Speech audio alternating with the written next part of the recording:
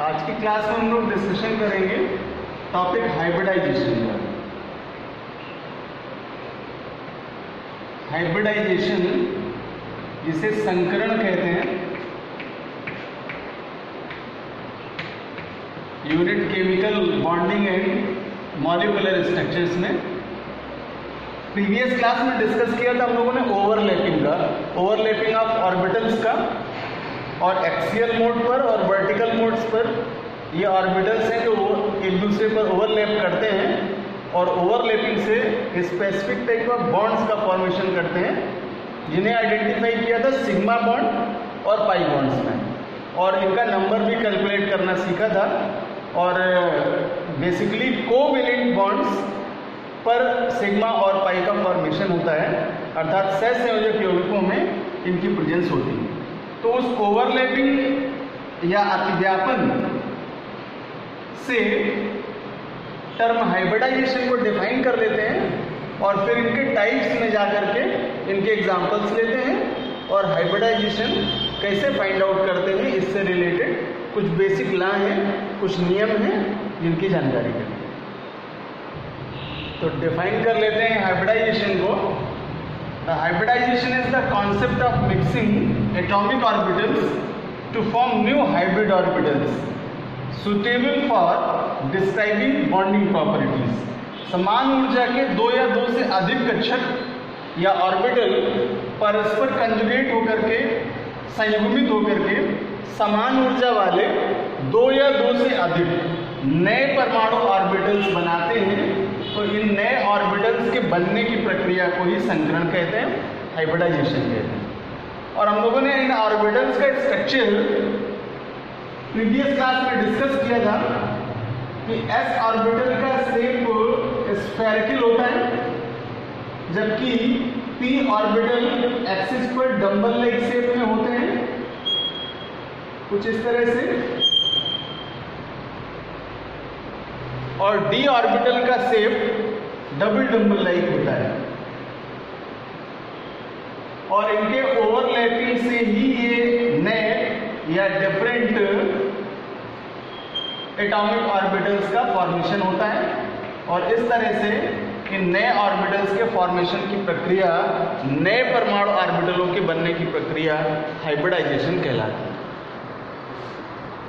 तो अब डिस्कस करते हैं कि ये जो स्ट्रक्चर्स हैं s ऑर्बिटल, p और d के, इनके आधार पर हम कैसे इनको कैटेगराइज करते हैं, यानी टाइप ऑफ हाइब्रिडाइजेशन कितने होते हैं। So type of hybridization, type of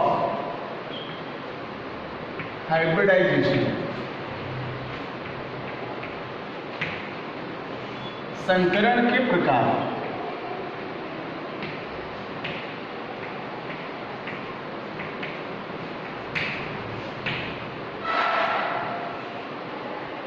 इन्हें क्लासिफाइड करते हैं sp टाइप ऑफ हाइब्रिडाइजेशन में,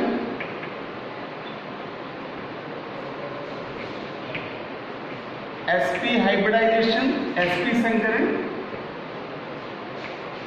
sp2 hybridisation,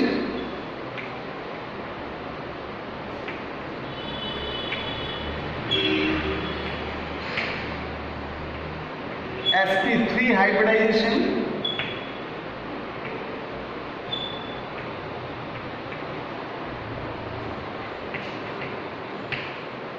and a specific classification is available here, is known as sp3d1, sp3d2 and ऐसे। These are the special category of hybridization. But basic three types of most important, ये तीन जो प्रकार हैं सामान्य, ये सबसे महत्वपूर्ण हैं और अधिकतम यौगिकों में इस प्रकार के हाइब्रिडाइजेशन देखे जाते हैं, जबकि ये विशिष्ट प्रकार के कुछ यौगिक हैं जिनमें उपस्थित होते हैं। तो अभी वन बाई वन इनका डिस्कशन कर लें, एक एक करके इनकी परिभाषाएं जान लें, डेफिनेशंस जान लें, और इनके जो ऑर्बिटल्स हैं कैसे कंजुगेट होते हैं और नए एटॉमिक ऑर्बिटल्स का फॉर्मेशन करते हैं, इस प्रक्रम को जान लेते हैं और एग्जांपल्स में इनका फाइंड आउट करने का प्रोसेस समझते हैं। So first we discussed about sp type of hybridization, sp संकरण।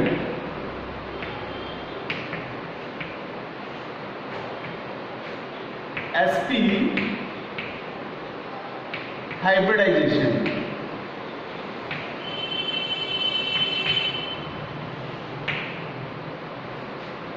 according to the name type, one s orbital and one p atomic orbitals are conjugate in their axis, then this type of hybridization is known as sp hybridization। जब एक s का परमाणु orbital एक p परमाणु orbital के साथ में overlap होता है, तो इस तरह से नए परमाणु ऑर्बिटल्स का फॉर्मेशन होता है और इनका ये संयुग्मन sp हाइब्रिडाइजेशन कहलाता है, sp संकरण कहलाता है। डेफिनेशन हो गई यहां से बच्चों कि जब एक s ऑर्बिटल तथा एक p ऑर्बिटल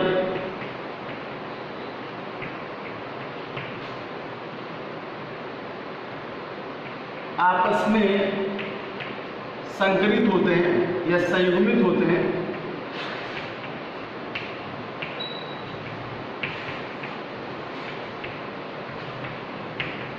और नए संकरित ऑर्बिटलों का निर्माण करते हैं। हाइब्रिडाइज ऑर्बिटल कहते हैं संकरित ऑर्बिटलों का निर्माण करते हैं, तो इसे sp हाइब्रिडाइजेशन sp संकरण कहते हैं। When one s orbital and one p orbital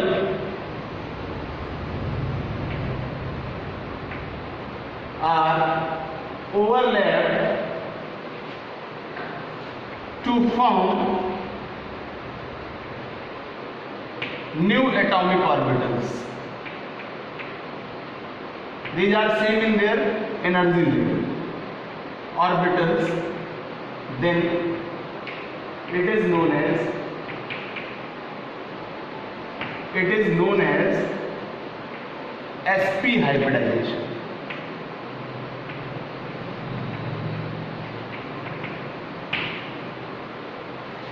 अब चलते हैं कुछ एग्जांपल्स लेते हैं और उन्हें एग्जांपल्स में से डिफाइन करेंगे कि कैसे हम इन्हें फाइंड आउट करेंगे, और उससे पहले टाइप्स को ही सर्टिफाइड कर लेते हैं और फिर एक साथ सभी की एग्जांपल्स सॉल्व करेंगे। Now second type of hybridization is known as sp2 hybridization. sp2 hybridization, sp2 संकरण। और डेफिनेशन बनाए कि जब एक s ऑर्बिटल और 2p एटॉमिक ऑर्बिटल्स आपस में ओवरलैप्ड होते हैं, कंजुगेट होते हैं, तो नए समान ऊर्जा वाले नए एटॉमिक ऑर्बिटल्स का फॉर्मेशन करते हैं और तब इसे sp2 हाइब्रिडाइजेशन कहते हैं। फिगर में देख लें, एक s ऑर्बिटल, तो s का शेप स्फेरिकल होगा, और जबकि 2 एटॉमिक ऑर्बिटल्स p के एक्सियल मोड पर या वर्टिकल मोड पर ओवरलैप हो सकते हैं कुछ इस तरह से, और ये ओवरलैपिंग पार्ट में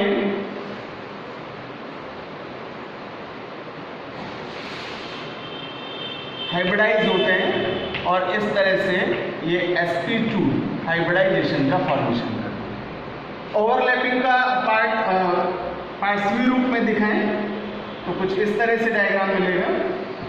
एक s का एटॉमिक ऑर्बिटल और 2p के एटॉमिक ऑर्बिटल्स कुछ इस तरह ओवरलैपिंग करते हैं और ये ओवरलैप हो करके sp2 हाइब्रिडाइज होते हैं। s का एक ऑर्बिटल और p के दो ऑर्बिटल्स।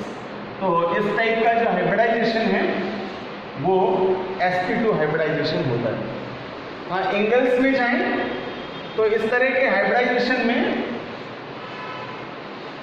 जो एटम्स हैं उनके कंजुगेशन से जो एंगल है वो नियर अबाउट 120 डिग्री का होता है, और जबकि sp टाइप ऑफ हाइब्रिडाइजेशन में जो एंगल वैल्यू है वो 180 डिग्री की होती है, बिकॉज ये लीनियर हाइब्रिडाइज होते हैं। और जैसे अगर स्ट्रक्चरली हमें दिखाएं SS का या p ओवरलैप्स के लिए, सो ये लीनियर कुछ इस तरह से कंजुगेट होते हैं। ओवरलैपिंग पार्ट अगर ये है तो इनका जो एंगल लेवल है वो 180 डिग्री का होता है। तो sp हाइब्रिडाइज ऑर्बिटल्स 180 डिग्री में, और जबकि sp2 हाइब्रिडाइज 120 डिग्री के एंगल्स का मोड बनाते हैं। चलते हैं थर्ड कैटेगरी में, जिन्हें sp3 टाइप ऑफ हाइब्रिडाइजेशन कहते हैं। Third category is known as sp3 hybridisation.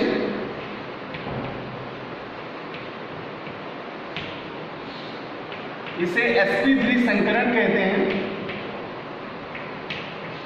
और डिफाइन करें अगर इसे तो s का एक एटॉमिक ऑर्बिटल और p के 3 एटॉमिक ऑर्बिटल्स आपस में कंजुगेट होते हैं और ओवरलैप करके इन न्यू एटॉमिक ऑर्बिटल्स का फॉर्मेशन करते हैं। ये ओवरलैपिंग पार्ट्स हैं या कंजुगेशन पार्ट्स हैं, और ये ओवरलैप करके इस तरह का हाइब्रिडाइजेशन बनाते हैं, एक s ऑर्बिटल और p के 3 ऑर्बिटल्स। और यही हम पार्श्वी रूप में अगर दिखाते हैं तो s का एक एटॉमिक ऑर्बिटल और p के 3 एटॉमिक ऑर्बिटल्स वर्टिकली हाइब्रिडाइज होते हैं, पार्श्वी रूप में अतिव्यापित होते हैं और sp3 टाइप ऑफ हाइब्रिडाइजेशन का फॉर्मेशन करते हैं। और इसी तरह की ओवरलैपिंग हम लोगों ने पाई बॉन्ड्स के लिए पढ़ी थी, और इसलिए मैंने कहा कि इनका जो रिलेशन है हाइब्रिडाइजेशन का वो कहीं ना कहीं ओवरलैपिंग पार्ट से रिलेटेड है। तो जब एक s और 3 p एटॉमिक ऑर्बिटल्स ओवरलैप्ड होते हैं तो इस प्रकार का जो हाइब्रिडाइजेशन है उसे sp3 टाइप ऑफ हाइब्रिडाइजेशन कहते हैं। और इसी ऑर्डर में हम sp3 d1 d2 d3 के भी स्ट्रक्चर्स ले सकते हैं। तो ये जो बेसिक टाइप्स है 3 टाइप्स थे, इनसे रिलेटेड आपके क्वेश्चंस हैं जो बेसिकली पूछे जाते हैं, और उनका कंजुगेशन या उनकी ओवरलैपिंग हम लोग यहाँ डायग्राम में देख पाते हैं। तो अब चलते हैं कि हाइब्रिडाइजेशन कैसे फाइंड आउट करें और किस तरह के क्वेश्चंस होते हैं इससे रिलेटेड। तो उनमें से हम सबसे पहले ला कर डिस्कशन कर लें कि हाइब्रिडाइजेशन फाइंड आउट कैसे करें। So various type of methods are available for the finding of hybridization, यानी हम कई तरह से कई विधियों से ये हाइब्रिडाइजेशन फाइंड कर सकते हैं। बट जैसे एंगल बेसिक अभी मैंने कहा कि जो sp हाइब्रिडाइजेशन है वो 180 का लीनियर होता है, और sp2 type of hybridisation 120 degree का होता है। और sp3 कैटेगरी में अगर मेथेन मॉलिक्यूल का स्ट्रक्चर लिया जाए तो 109 डिग्री 28 मिनट का ये हाइब्रिडाइज हो सकता है। तो डिफरेंट एंगल्स पर भी हम इनके हाइब्रिडाइजेशन देखते हैं, बट सबसे सिंपल इलेक्ट्रॉन एडिशन लॉ है जिसके माध्यम से हम लोग ये हाइब्रिडाइजेशन फाइंड आउट कर सकते हैं, यानी इलेक्ट्रॉनों के योग नियम से हाइब्रिडाइजेशन फाइंड आउट कर सकते हैं। संकरण ज्ञात करना,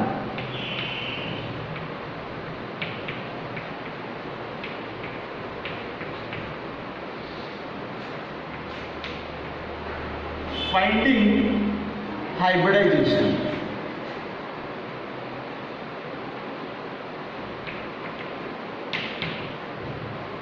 ये 3 कंडीशंस हैं यहां, अगर इनको माइंड सेट कर लें तो हम इजीली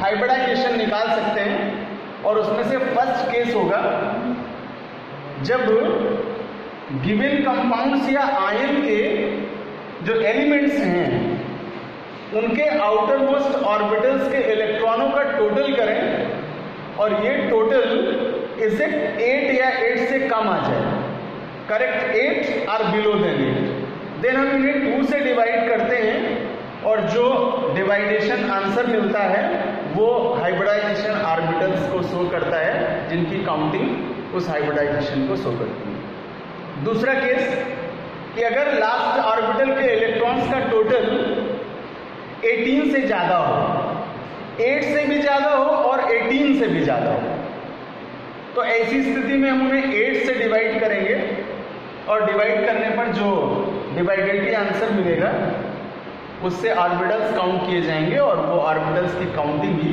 हाइब्रिडाइजेशन को प्रूव करती है।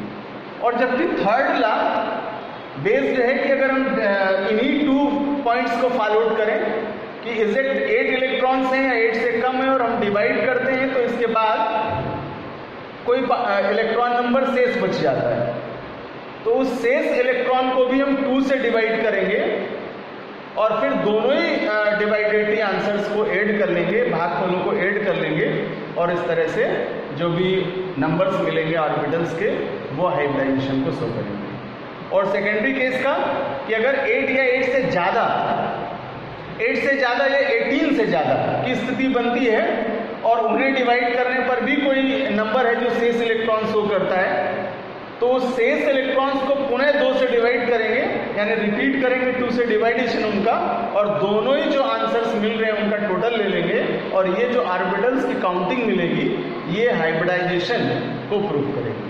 तो अब ये जो बेसिक 3 पॉइंट्स लिए हमने यहाँ से इलेक्ट्रॉन एडिशन लॉ के माध्यम से, उनसे देख लेते हैं कि कैसे हाइब्रिडाइजेशन ज्ञात किए जाते हैं। एग्जाम्पल्स में आते हैं।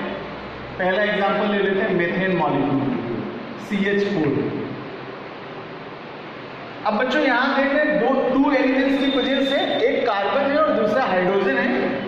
कार्बन आपके लिए 6 से Z वैल्यू से कॉन्फ़िगरेट किया जाता है, सो 2 and 4, और हाइड्रोजन 1 से कॉन्फ़िगरेट होगा, सो 1।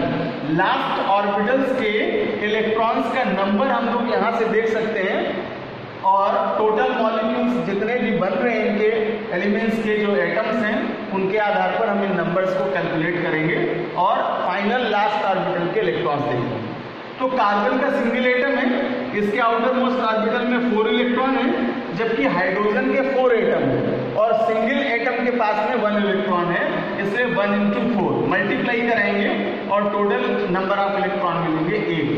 ये जो 8 इलेक्ट्रॉन्स मिल रहे हैं ये लास्ट ऑर्बिटल के इलेक्ट्रॉन्स हैं।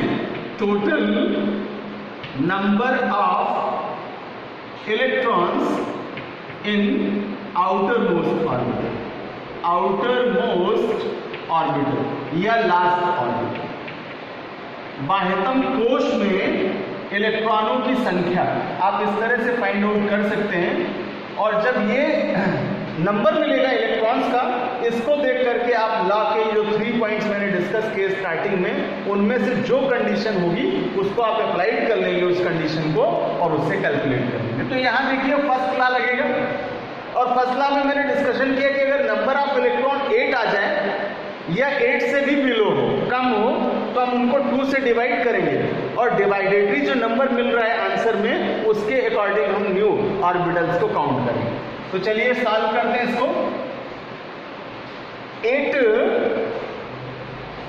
इलेक्ट्रॉन्स को डिवाइड करेंगे 2 से, और 2 से डिवाइड करने पर आंसर मिलेगा 4, और ये जो 4 आंसर मिल रहा है ये नंबर ऑफ ऑर्बिटल शो करता है, मीन्स न्यू एटॉमिक ऑर्बिटल्स 4 बनेंगे और उनमें से सबसे पहला ऑर्बिटल s का होता है, देन उसके बाद 3 ऑर्बिटल्स p के काउंट किए जाते हैं और जो बच जाते हैं वे क्रमशः d1, d2, d3 etcetera count किए जाते हैं। तो फर्स्ट ऑर्बिटल s का हुआ, then p and p numbers allot किए इसे और काउंट किया, तो बच्चों यहां से sp3 हाइब्रिडाइजेशन मिलता है। तो इस तरह से हम प्रूव कर सकते हैं कि मेथेन मॉलिक्यूल में sp3 टाइप ऑफ हाइब्रिडाइजेशन होता है। Now second example, next example लेते हैं एथिलीन मॉलिक्यूल के लिए। फार्मूला होता है C2H4 और यहाँ number of outer most orbital electrons find करें सबसे पहले। कार्बन का कॉन्फ़िगरेशन 6 से करेंगे सो 2 and 4, और हाइड्रोजन का 1 से करेंगे सो 1। तो लास्ट ऑर्बिटल में नंबर ऑफ इलेक्ट्रॉन की स्थिति हमें 4 और 1 मिलती है। अब according to formula total number of electron निकालेंगे, सो 4 into 2 करेंगे कार्बन के लिए प्लस 1 into 4 करेंगे हाइड्रोजन के लिए, और टोटल चेक करेंगे सो 4 2 8 प्लस 4 1 4, और इस तरह से total of number of electrons मिलेगा 12। Total number of electrons in outermost orbital, ये जो 12 इलेक्ट्रॉन मिले, ये रूल नंबर 2 को बल्कि और 3 को फॉलो आउट करते हैं, बिकॉज 8 से ज्यादा इलेक्ट्रॉन हो या 18 से ज्यादा इलेक्ट्रॉन हो, ऐसी कंडीशन में हम उन्हें 8 से डिवाइड करते हैं, और अगर डिवाइड करने पर नंबर ऑफ इलेक्ट्रॉन शेष बच जाते हैं तो उन्हें वापस फिर से 2 से रिपीट डिवाइड करते हैं, और दोनों डिवाइडेड के आंसर्स का टोटल लेते हैं। इसलिए यहां पर कंडीशन 3rd अप्लाइड होगी। नंबर ऑफ 12 इलेक्ट्रॉन्स को 8 से डिवाइड करने पर 1 टाइम डिवाइडेशन जाएगा और इलेक्ट्रॉन बच जाएंगे 4। शेष जो इलेक्ट्रॉन है, शेष इलेक्ट्रॉन बचेंगे 4, और इन 4 इलेक्ट्रॉन्स को रिपीट डिवाइड करेंगे 2 से, तो इस तरह से 2 आंसर हो गए।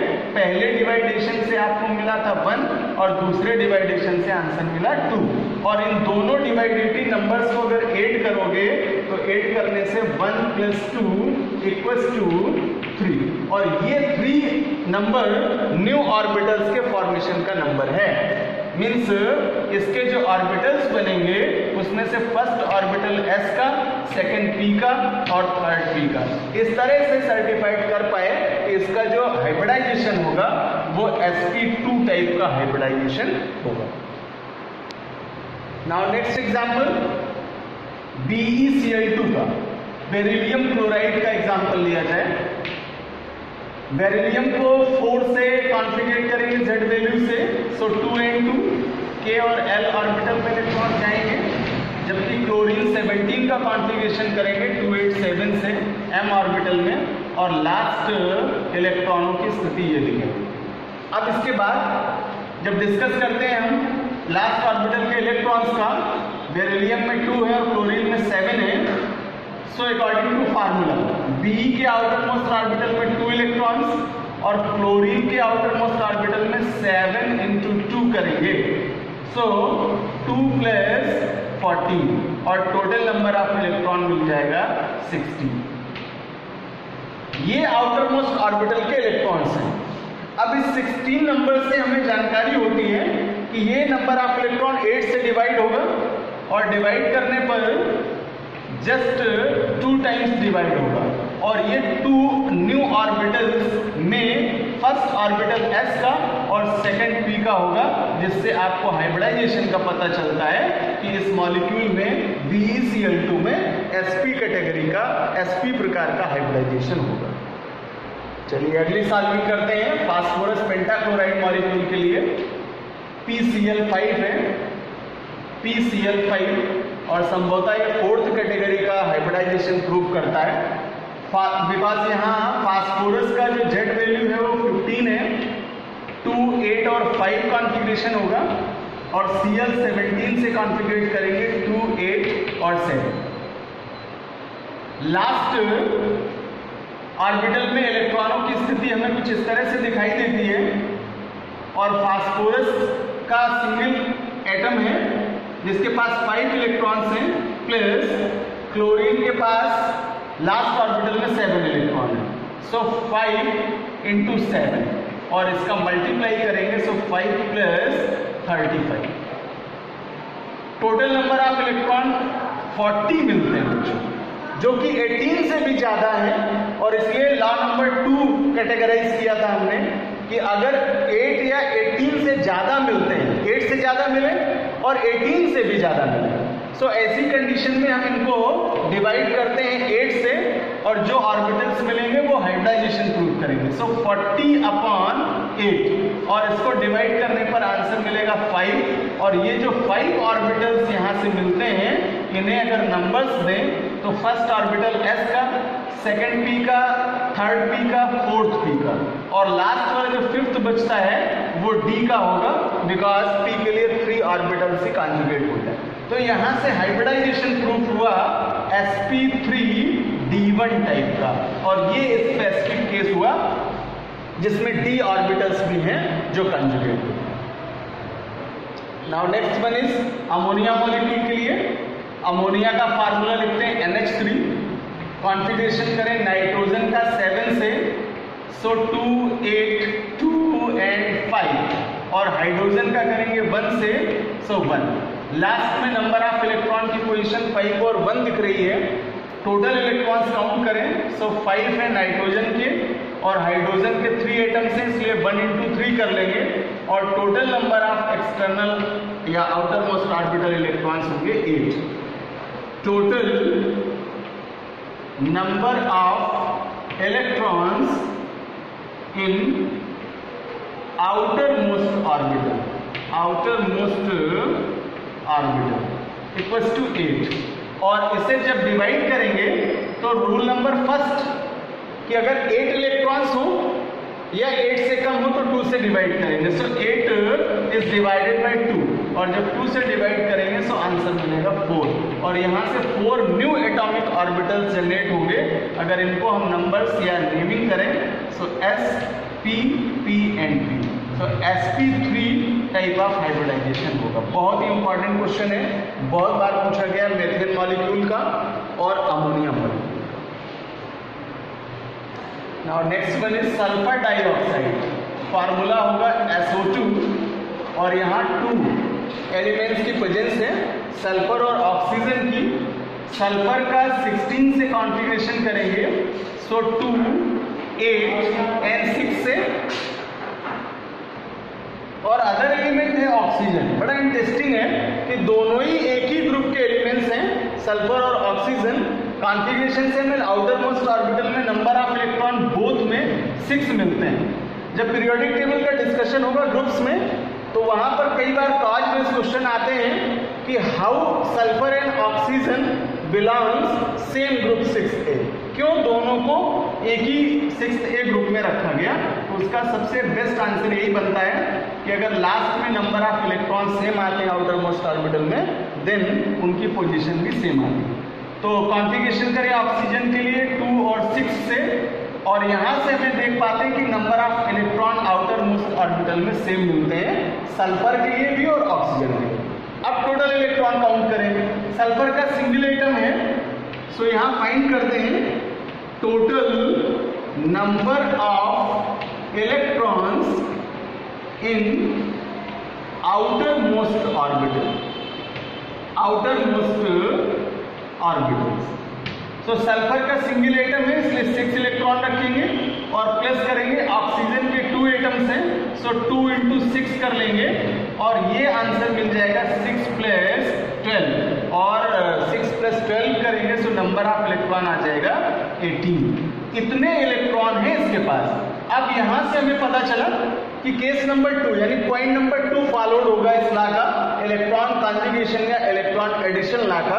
और लॉ कहता है कि अगर 8 से ज्यादा 18 तक या 18 से ज्यादा इलेक्ट्रॉन्स हो तो हम उसे 8 से डिवाइड करेंगे, और जो आंसर होगा वो हाइब्रिडाइजेशन शो करेगा। सो इस 18 नंबर ऑफ इलेक्ट्रॉन को अगर 8 से डिवाइड करते हैं सो 2 टाइम्स जाएगा, और नंबर ऑफ इलेक्ट्रॉन शेष बचेंगे भी 2। 8 2 16, और ये है 18, तो 2 इलेक्ट्रॉन शेष बच जाएंगे, और इन शेष बचे हुए इलेक्ट्रॉनों को वापस 2 से डिवाइड करेंगे तो 1 टाइम जाएगा। अब डिवाइडेटरी आंसर्स 2 हो गए आपके पास, एक 2 मिला और एक 1 मिला। इन दोनों डिवाइडेटरी आंसर्स का जब आप ऐड करते हो, टोटल करते हो, सो 2 + 1, और 2 + 1 करने से आंसर मिलता है 3। ये फाइनल आपके न्यू हाइब्रिडाइज्ड ऑर्बिटल्स हैं, यानी 3 न्यू ऑर्बिटल्स बनेंगे जो हाइब्रिडाइजेशन प्रूव करेंगे। इसमें पहला s का होगा, दूसरा p का होगा, और थर्ड भी p का होगा, और इन्हें सर्टिफाइड करते हैं तो ये sp2 टाइप ऑफ हाइब्रिडाइजेशन को प्रूव करते हैं। तो बच्चों सल्फर डाइऑक्साइड में sp2 कैटेगरी का हाइब्रिडाइजेशन होता है। तो बहुत ही बेस्ट ये टर्म्स थे, यहाँ 3 पॉइंट्स थे जिनको लेकर के हम लोगों ने हाइब्रिडाइजेशन सीखा है। और यही इसी तरह के क्वेश्चंस आपको एग्जाम में मिलते हैं कि कोई गिवन मॉलिक्यूल है, कोई कंपाउंड है, या कभी कभी आयंस को भी दे देते हैं और उनमें से हाइब्रिडाइजेशन कैसे फाइंड आउट करते हैं इसके क्वेश्चंस। तो करिए, इन्हें प्रैक्टिस करिए बच्चों। कुछ एग्जाम्पल्स हैं जिन्हें आप सॉल्व करके हाइब्रिडाइजेशन फाइंड आउट करना सीख सकते हैं। इनकी प्रैक्टिस करिए और इनके स्ट्रक्चर्स ओपन करके देखिए कि इनके आउटर मोस्ट ऑर्बिटल में कितने इलेक्ट्रॉन हैं और इनमें कौन सा हाइब्रिडाइजेशन हो।